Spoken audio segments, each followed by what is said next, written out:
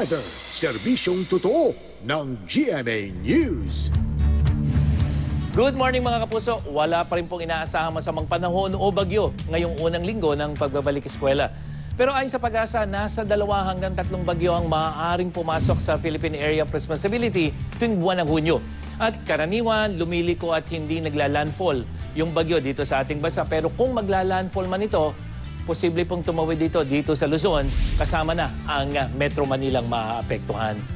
Sa ngayon, hindi pa rin umiira sa bansa ang hanging habagat, pero yung pong hangin ay mula na sa south at southwest. Yan yung nakakaapekto dito sa malaking bahagi ng bansa. At ayon pa sa Pag-asa, apektado ng isang trough ng low pressure area ang extreme northern Luzon.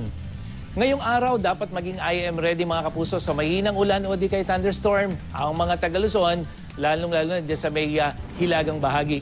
At sa Metro Manila naman, huwag pong kalimutan ng mga panangga sa ulan dahil posibleng magkaroon ng mahinang ulan, lalong-lalo sa hapon at gabi. Pero yung pong ating init factor, posible pa rin pumalo ng 40 degrees Celsius.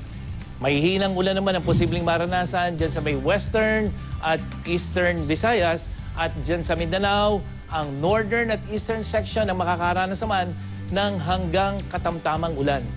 Mga kapuso, sa kabilangan ng pag-ulan, magiging mainit pa rin sa ilang lugar sa ating bansa. Katulad dyan sa may Ethiaga, Isabela, posibleng umabot sa 44 degrees Celsius ang ating init factor. Sa Tugigaraw, 42 degrees Celsius.